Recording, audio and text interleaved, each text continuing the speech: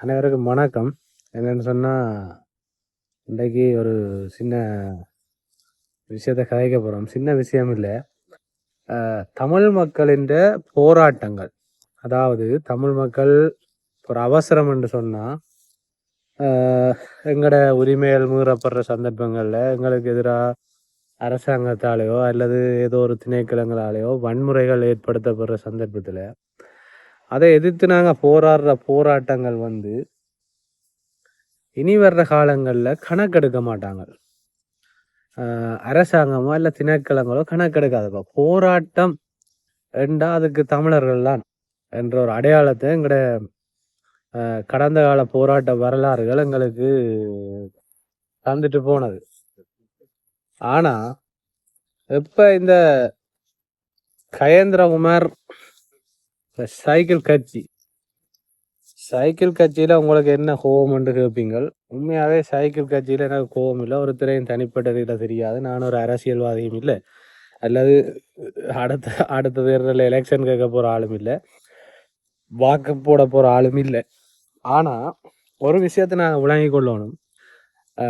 தமிழர்களுடைய போராட்டம்ன்றது ஒரு போராட்டத்துக்கு பேர் போன வரலாறு எங்கட தமிழ் சமூகத்துக்கு இருக்கு. அது எந்த விஷயமா இருந்தாலும் போராடி பெற்றுக்கொள்ளக்கூடியவர்கள். அது ஒரு கல்வித்துறையா இருந்தா என்ன, அல்லது ஒரு விளையாட்டா இருந்தா என்ன, அல்லது ஒரு யுத்தமா இருந்தா கூட ஒரு பெரிய ஒரு படையை கட்டி அமைச்சு அந்த படையில தரவழி, கடல் வழி, வான்வழி என்று சொல்லி எல்லா பக்கத்தாலையுமே போராடி மற்றவனுக்கு அச்சத்தை உண்டு பண்ணி இவங்களை தொட்டா இவங்களை அடிச்சு போடுவாங்க, கொண்டு போடுவாங்க, அல்லது இவங்களுக்கு எதிராக நாங்கள் செயற்படக்கூடாதுன்ற ஒரு அச்சம். இன்றைக்கும் இலங்கையில பயங்கரவாத தடை சட்டம் எடுக்காம இருக்கிறது காரணம் தமிழனுடைய போராட்டத்தின் வலிமை தான். அதை நாங்கள் முதலாவது விளங்கி கொள்ளணும், அதை ஏற்றுக்கொள்ளணும். ஆனா அந்த போராட்டத்தையே கொச்சைப்படுத்தி போராட்டம்ண்டா ஒன்றும் இல்லையடா, போராட்டம்ண்டா 4 பேர் கத்துவாங்க, பிரிஸ்டல் போர்டில் பேர் எழுதி போட்டு அல்லது ஒரு வசனத்தை எழுதி போட்டு 2 கத்துன்னு கத்துவாங்க. பிறகு 4 போலீஸ் அந்த டென்ட்டுகளையும் கிழிச்சு தரப்பாடுகளையும் கிழிச்சு எடுத்துக்கொண்டு போகும். அதுக்கு பிறகு போயிடுவாங்க. அதுக்கு பிறகு அடுத்த பருவத்துக்கு வருவாங்க என்றதுக்கு அடையாளமா அந்த போராட்டத்தை கொச்சப்படுத்துற மாதிரி இந்த படத்தை பாருங்க. தையட்டியில போராட்டம். போராட்டம்னு சொன்னா நீங்கள் ஒரு பொதுவான விஷயத்துக்கு போராடுறீங்களா? உண்மையாவே இவையில எனக்கு கோபம் இல்லை. இந்த கயேந்திரகுமார் எம்பி யாருன்னு எனக்கு தெரியாது. உண்மையாவே நான் அவரை நேரா பார்த்ததும் இல்லை. இவேண்ட இதுகள் எனக்கு தெரியாது. நீங்க நல்ல விஷயத்துக்கு செய்யறீங்களா ஒரு விஷயத்த தெளிவா செய்யுங்க. ஒன்று அதுல தீ குளிச்சு சாவுங்க. சொல்றேன்னு கோபிக்காயங்க. போராட்டத்தை கொச்சப்படுத்தாங்க தயவு செய்து. இங்க 4-5 பேரை கூட்டிக் கொண்டே வச்சு நின்று கொண்டு அதுல கூட்டிக் கொண்டே வச்சு நின்று கொண்டு இப்படி இதை போட்டுட்டு அவன் போலீஸ்காரன் எங்களை பிடிச்சி இழுக்க பாருங்க. அவங்க சும்மா பார்த்து கொண்டு நிற்கிறாங்க. அவன் டியூட்டிக்கு நிற்கிற போலீஸ்காரனை போய் இவங்க காவல்துறை காவலாண்டா. காவல்துறை காவலான்னு சொன்னா காவல்துறைக்கு மேலிடத்துல இருந்து அங்க இருக்கிற அமைச்சர் மேர் பாதுகாப்பு அமைச்சர் அவங்க டியூட்டி கொடுத்துருக்காங்க. இதுல போய் நில்லுங்கொண்டு அவங்க நிக்கிறாங்க. இப்ப நீங்கள் மாவீரர் தினம் கொண்டாடுறதுக்கு மைந்தட்ட காசை வாங்குறது, நாமல்கிட்ட காசை வாங்குறது, கொழும்புல உங்களோட சொத்துக்களை சிங்கள ஆக்களின் பேர்கள்ல மாத்தி வைக்கிறது, இதுகளை எல்லாம் செய்து அங்க டீல் அடிச்சு போட்டு ஒரு 5-6 சேனம் உண்மையாவே அதுகள் பாவம். இந்த காணி உரிமையாளர்கள் இருக்கிறவங்க உங்கள்ட்ட அன்பா கேட்குற நான் என்னன்னு சொன்னா, உங்களோட காணியை பெற்றுக்கொள்றதுக்கு உங்களுக்கு நோக்கம் இருக்குன்னு சொன்னா, ஆசை இருக்குன்னு சொன்னா, முதலா இந்த சைக்கிள் கட்சிகிட்ட இருந்து நீங்க வெளியால வாங்க. இவங்களை போராட்டத்துக்கு கூப்பிடாங்க. இந்த சைக்கிள் கட்சியை நீங்க போராட்டத்துக்கு கூப்பிடாங்க. முதல் இவங்களை வெளியே போக சொல்லி போட்டு நீங்க பொதுமக்களா போராடுங்க. எந்த போராட்டம் என்றாலும் பாருங்க. இன்றைக்கு கையிட்டு அவங்களோட டென்ட் எல்லாம் நேற்று முந்தின நாள் கிழிச்செறிஞ்சு போட்டான். போலீஸ்காரன் கிழிச்செறிஞ்சு அப்படி இப்படி என்று அவனும் பேச, இவர் லோயர்ன்னு சொல்லி ஒருத்தர் இருக்கிறார், அவர் அந்த துவாயையும் போட்டுக்கொண்டு அவரும் பேச, இப்போ இவங்கள் ஒருத்தன்ல யாராவது ஒரு போலீஸ் கை வச்சா அதுல இருக்கிற ஒரு பொதுமகனோ இளைஞனோ போய் போலீஸ்காரனை தள்ளுவாங்க, இழுப்பாங்க. இழுத்த உடனே அவங்கள கொண்டு போய் போலீஸ் வச்சு அடிச்சு அவனுக்கு வழக்கம் போட்டு வெளிநாட்டுக்கு போயிடாத ஒரு இடமும் போயிடாத தடையையும் போட்டு விட்டுரும். ஆனால் இந்த கயேந்திரகுமார் செல்வராஜா கயேந்திரன் நான் ஒரு எக்ஸ்எம்பி என்று ஏர்போர்ட்டில் சொல்லி போட்டு அவர் வெளியே போயிடுவார். கயேந்திரகுமார் பொன்னம்பலன் நான் மருத்துவத்துக்கு போகிறேன்ட்டு வெளியே போயிடுவார். சுகாஷ் வந்து நான் லோயர், நான் ஐ ஆம் அ லோயர் அவர் போயிடுவார். நேற்றோ முந்த நாள் பார்த்தேன், இந்த சுகாஷ் வந்து எங்கே ஒரு விளையாட்டு போட்டியில் அவங்க கூப்பிட்டது உங்களை ஸ்போர்ட்ஸுக்கு, நீங்கள் ஒரு படித்த சமூகம் உண்டு அங்கே போய் நின்று கொண்டு அவங்கள ஸ்போர்ட்ஸில் உற்சாகப்படுத்துங்க. எக்கராஜ்யத்துக்கு எதிராக நாங்கள் செயற்படுவோம், போடுவோம், அடிப்போம், குத்துவோம் அவங்கள உசுப்பேத்தி உங்களை கூப்பிட்டு ஒரு நல்ல மனுஷர் என்னாச்சு, அரசியல் செய்கிறதுக்கு உங்களை விட்டுருக்கு தானே, அரசியலை செய்யுங்க. அதுக்குள்ளே கொண்டு போய் ஒரு இளைஞர் சமுதாயம், வளர்ந்து வர இளைஞர் சமுதாயத்துக்குள்ளே கொண்டு போய் அரசியலை பூத்துற பிரச்சனையில் ஒரு சரியான அரசியலை டீச் பண்ணுங்க அவங்களுக்கு. அவங்கள நீங்கள் ஒரு உங்களோட பாராளுமன்ற எலெக்ஷனில் ஒரு உறுப்பினர் அனுப்பாட்டுவீங்களோ? இல்லை. நீங்கள் நிற்க போகிறது இதே செல்வராஜா கஜேந்திரன், அடுத்தது சுகாஷ், அடுத்து அந்த காண்டீவன், அடுத்தது வந்து கயேந்திரம். நீங்கள் தான் நிற்க போகிறீங்க. பிறகு அந்த இளைஞர்களை கூப்பிட்டு அவங்களோட மைண்டை மாற்றி அவங்க விளையாடி கொண்டு தங்களோட தொழிலும் தாங்களும் சோழி இல்லாமல் ஏதோ இருக்கிறாங்க. ஒரு ஏரியாவுக்குள்ள உங்களை மக்களை ஆதரிக்கணும்ண்டு அவைக்கு நல்லது செய்ய பாருங்க.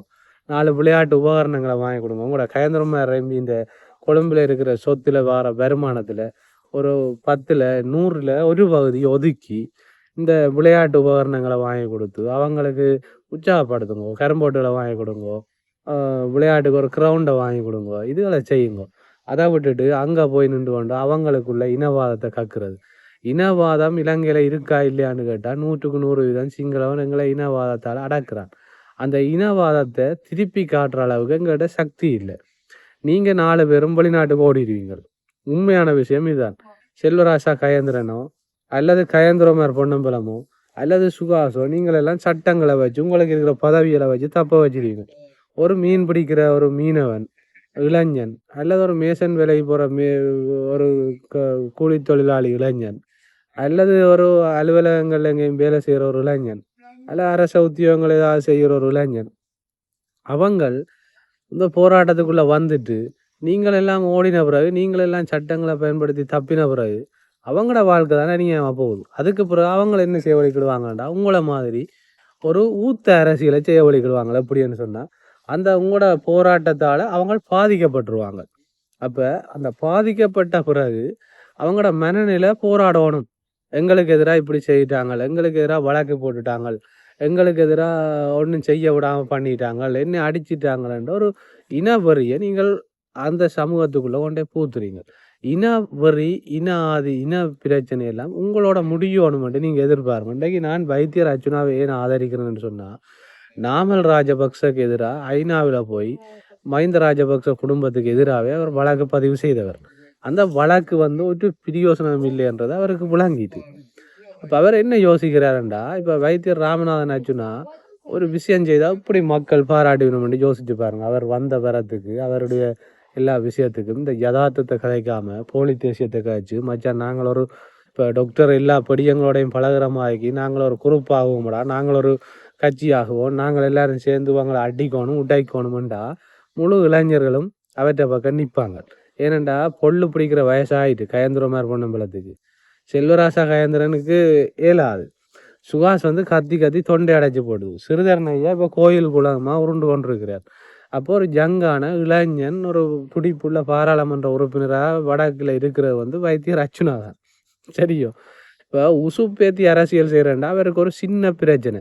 ஏனெண்டா அவருக்கு இருக்கிற மக்கள் செல்வாக்குக்கும் அவருக்கு இருக்கிற ஆதரவுக்கும் அவருக்கு இருக்கிற திறமைகளுக்கும் இப்போ அவருக்கு இருக்கிற எல்லா அதிகாரங்களுக்கும் அவர் வந்து இளைஞர்களை உசுப்பேத்தி கொண்டு போய் மாட்டி விட்டுட்டு அரசியல் செய்கிறது அவருக்கு தெரியாத ஒரு விஷயமும் இல்லை.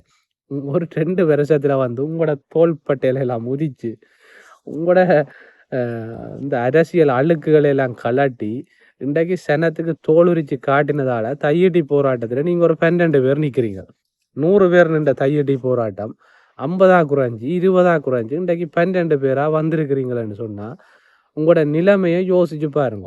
உசுப்பேத்தி அரசியல் செய்கிறது ஒரு பெரிய விஷயம் இல்லை. ஆனால் அதுக்கு பிறகு வரப்புற விளைவுகளை அந்த சமூகம், எங்கட சமூகம் உங்களோட இந்த ஊத்த அரசியலை திருப்பி கையில் எடுக்க போகுது. அதான் பிரச்சனை.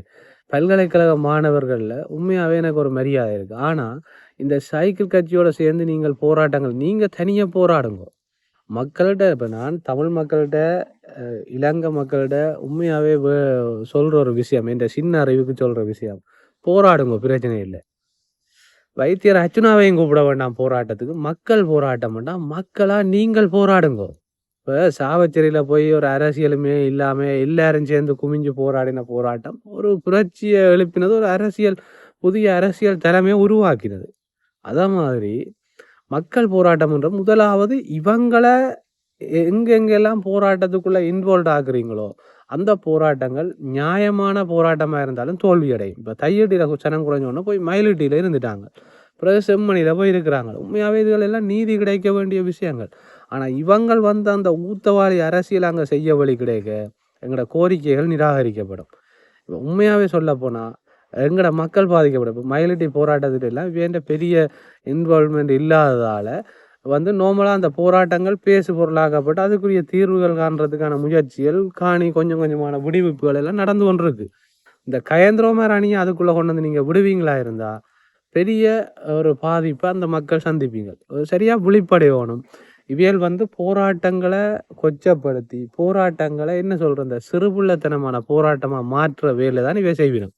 அதால் நான் தலைப்பு போட்டிருக்கேன்னு அலவாங்குடன் சென்ற எம்பி அண்டி இவங்களை அலவாங்கூடையும் போக போகிறது இல்லை, தீ குளிக்கவும் போகிறதில்லை. இவங்க வரப்போகிறது பிரிஸ்டல் போட் மட்டையோட, அதோட வந்து காலம் ஃபுல்லாக அதை வச்சு கொண்டு நிற்க போகிறாங்க. அதால் சரியான கவனமாக இருங்கோ. உங்களோட போராட்டங்களை மக்கள் எந்த அரசியல்வாதி வந்தாலும் நீ வெளியே போ, நாங்கள் போராடுறோம் என்று சொல்லுங்க. இல்லைன்னு சொன்னால் உங்களை போராடாதீங்கோ, நான் உங்களுக்காக சண்டை பிடிக்கிறேன்னு சொல்கிற ஒரு அரசியல்வாதிக்கு பின்னால் நில்லுங்க. நான் சொல்கிற விலங்கு தானே. ஒன்று உங்களோட போராட்டங்களுக்கு வராமல் நீங்கள் போராடாதீங்கோ, நான் உங்களுக்காக சண்டை பிடிக்கிறேன், அடிபடுறேன். வைத்தியர் ராமநாதன் அர்ச்சுனாவுடைய கொள்கை கோட்பாடு அதுதான். சனத்தை ரோட்டில் நிப்பாட்ட வேண்டாம், நான் ரோட்டில் நின்று சண்டை பிடிக்கிறேன், நான் பாராளுமன்றத்தில் சண்டை பிடிக்கிறேன், நான் உன்னை தூக்கி அடிப்பேன் நாயன்று நான் பேசுகிறேன், நீங்கள் அமைதியாக இருங்கோ. நான் கெட்டவனாக இருக்கிறேன், ஆனால் உங்களுக்குரிய தெளிப்பல வைத்தியசாலை மத்தியில் இணைக்கப்படும், அது டெவலப் பண்ணப்படும், அதை நான் அந்த பொறுப்பு எடுக்கிறேன் என்று சொல்கிறேன். ஒரு தைரியமான தலைவருக்கு பின்னால் நில்லுங்கோ. அதுதான் எங்களோட வாழ்க்கையில் நல்ல விஷயங்களை கொண்டு வரும். நன்றி, வணக்கம்.